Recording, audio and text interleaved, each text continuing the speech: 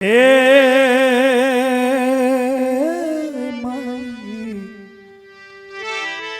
माई हो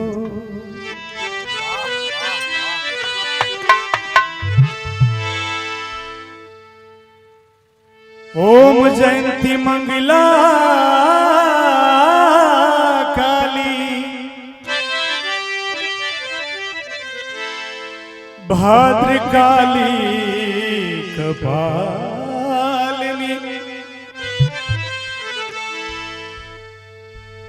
दुर्गे क्षमा शिवा धात्री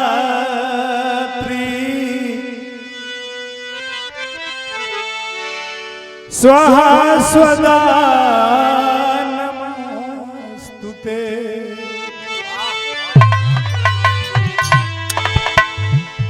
जय तुम देवी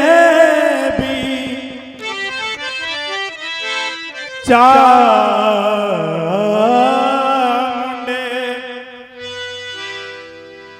जय भूता तिहारिणी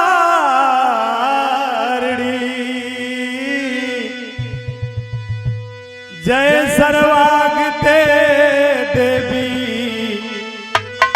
काल रात्रि नमस्तुते।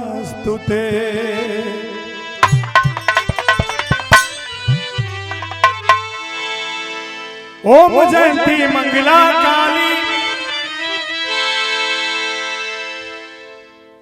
या कुंदेन्दु तुषारहार धवला या शुभ्र प्रास्त्राविता या बिड़ा पर दंड मंडित करा या श्वेत परिपाद्यमासना या ब्रह्माच्युत शंकर त्रिविधि देवैष्ट सदा वंदिता श्यामम पात सरस्वती भगवती नेह से सजा दिया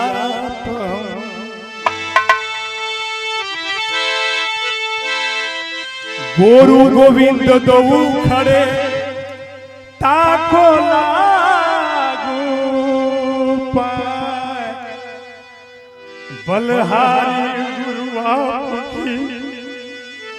गोविंद दियो बता। गुरु बिन ज्ञान भइल बना होई गुरु बिन ज्ञान भइल बना होई आ गुरु का अर्थ बता दे कोई। ये क्षणभंगु शरीर है। बहुत लोग हमारा जवरवा जिलों में पागल कहेला।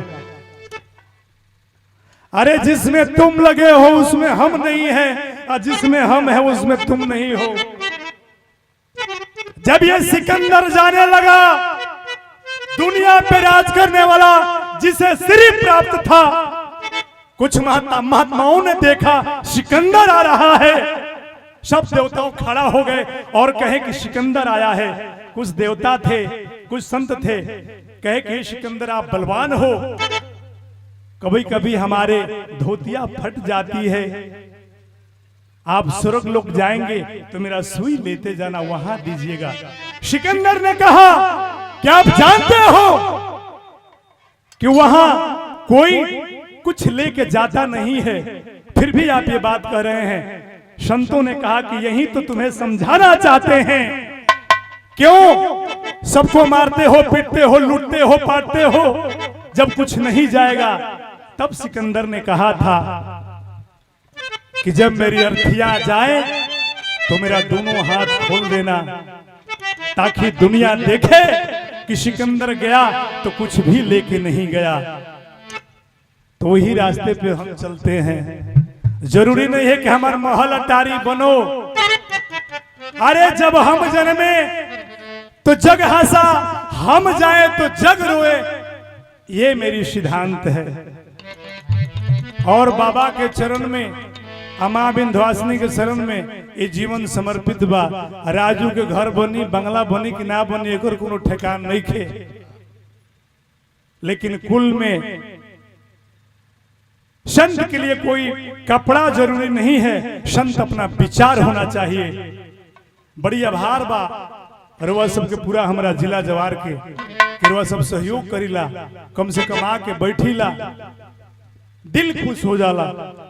वंदना है महाराज जी।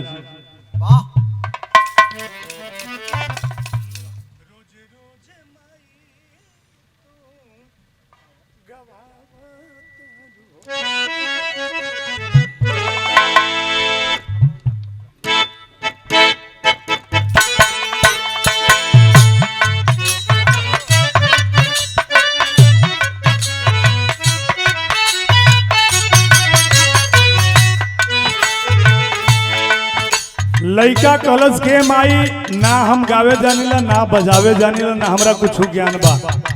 बुद्धिहीन, विद्याहीन, शक्तिहीन, कुलहीन है हम, लेकिन तू गवावे लो।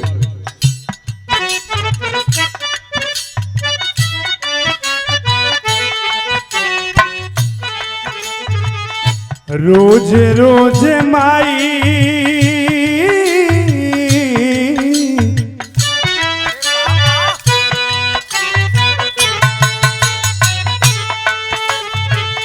रोज रोज माई तू गवावो तारू हो।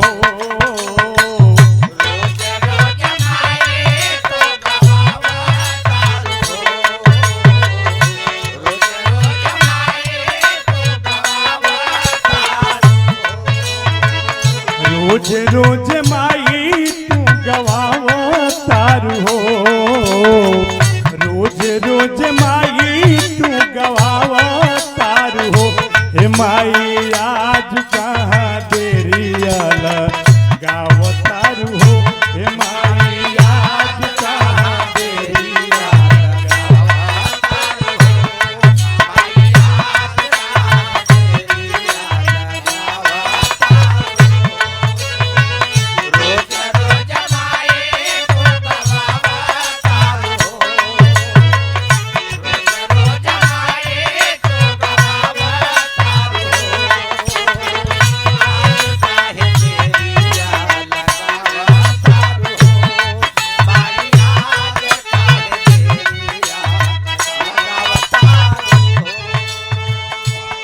परमादरणीय गुरुदेव नेपाल की धरती से गुरुदेव का कृपा है। आज विगत 14 बरस से मां विंध्यवासिनी के दरबार में श्रृंगार पूजा और जीवन में संकल्प के माई जब तक यह बेशरीर में प्राण रही तारा दरबार में आई, भजन गाई, अब पूर्णिमा में श्रृंगार कराई। कोरोना काल में बनारस से पैदल दौड़ दौड़ जाई, कई बार पुलिस पीटीओ दिवस बाद में कलश की राजू जी आप थे, हम कने कोई नहीं, वो भी माँ का लीला है। भक्त कलश भक्त के पुकार पर भी चार कर मैया, पीछे मझधार में फसल बिया नैया।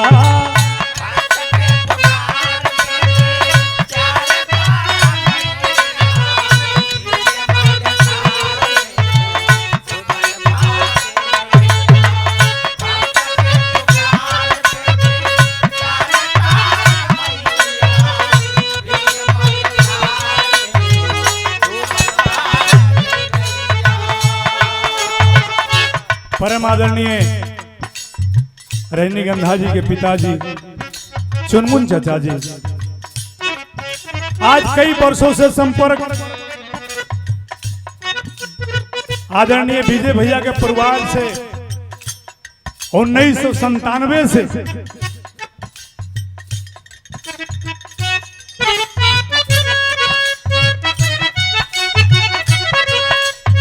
यह परिवार से 1997 चाहे वो दिनेश भाई हो, परवेश जी हो, प्यारे लाल कबीर जी हो,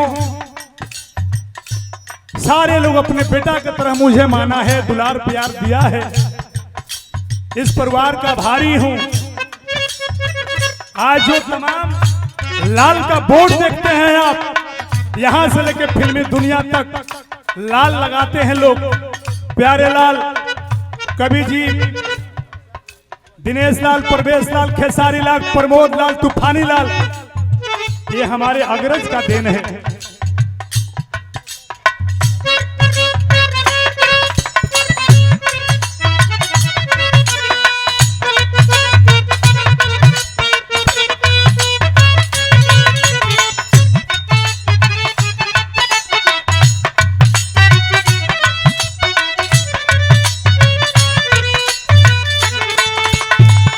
एगो बात बता दें, एगो और फिल्म आवत, एगो तो फिल्म रिलीज होता, मीत ना जाने रीत, बिक गई बार रिलीज होके वाला बा। अब एगो फिर फिल्म कहनी है जा हम विजय भैया, मेरे साथिया भूल न जाना। एक बाद आवता छोटा सा घर, लगातार फिल्म बा, ओकरे में जय और विजय दोनों जाना हमने के भाई के रोल करते हैं जा। आपकी दाने एगो फिल्म में इनकर बहन निशा हीरोइन काम की है, देवालाल यादव को छोटा साला के हीरोइन के रूप में। आपकी दाने ये फिल्म में भौजाई के रोल करता रही। रजनीगंधा पर जोरदार ताली बजा दो।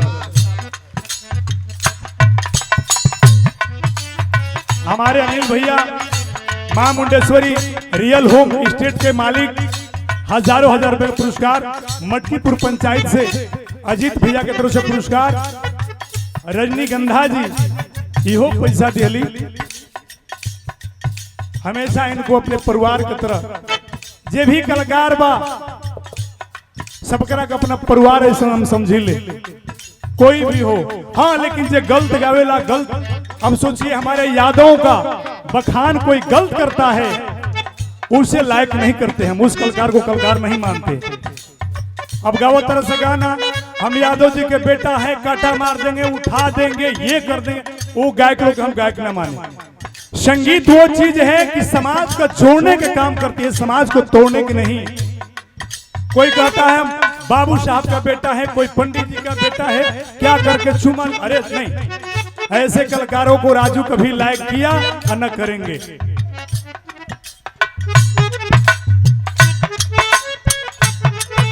हमारे राजवंश बाबू बहुत अच्छे ढोलक वादक,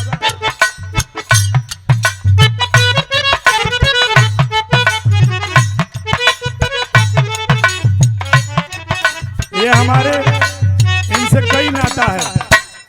प्यारेलाल बबीलाल कवि जी, इनका गीत हम भी गाए हैं, गुरुदेव भी गाए हैं, देवालाल भी गाता है, ओम प्रकाश दीवाना भी गाता है। इनसे दो नाता है। ये हमारे बड़े साले साहब है, छोटा देवालाल है, आप लोग देखे हैं प्रोग्राम में कई बार आया है। और हमारे बहुत बढ़िया ढोलक वादक जे कि राजवंशी देवा के बहुत प्रोग्राम बजौले। और माया म्यूजिक मेरा छोटा भाई रामेश्वर यादव, गाजीपुर की धरती से।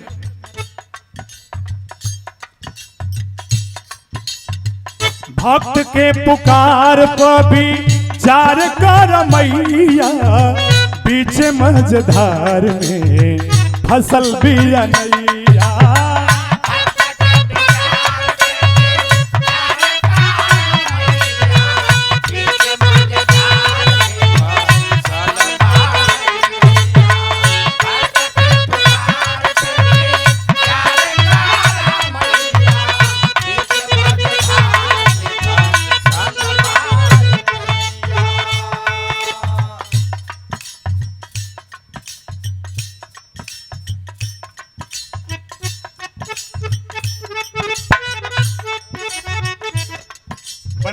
पटना में जाए तो जगदेव पथवा, जगदेव बाबा के नाव से वहां के नाती हैं सतीश भैया और आरजेडी के बहुत अच्छे नेता हमारे बड़े भाई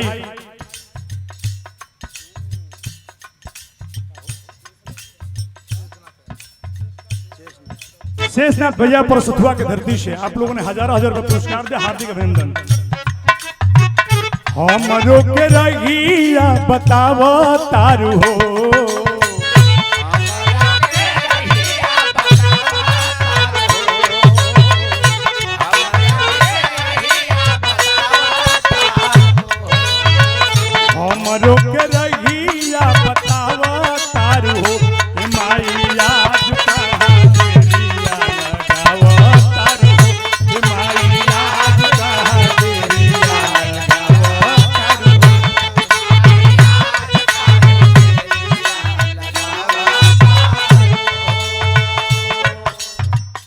लास्ट बात बा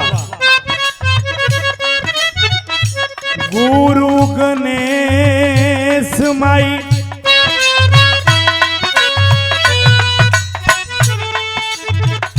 गुरु गणेश माई राउरे गुण गवाले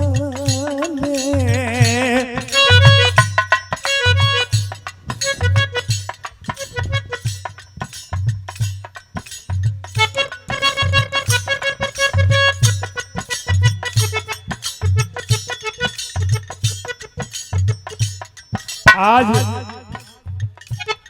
छोटा भतीजा सत्येंद्र जो उनकी देश के सेवा करता रहे बीएसएफ में लड़का पुरस्कार देने से भगवान करो खूब सही फरक फुलात रहो लो घर परिवार के हमने के नाम रोशन करो लो एजा से लेके बनारस तक छपले बड़ा लो अमेरिका तक छाप दो चाचा को सही छाती दुगना हुई गुरु गणेश माई अरे राउरे गुण गवाले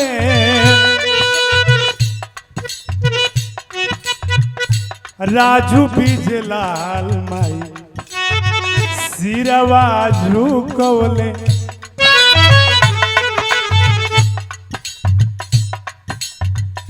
राजू प्यारे लाल के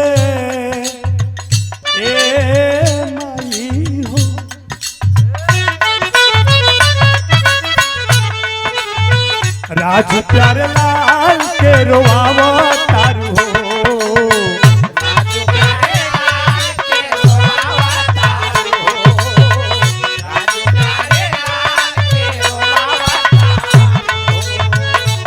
गुरुदेव खाली एक अंतरा बम बम बोल रहा है काशी गुरुदेव बाबा के तरफ कुछ बोल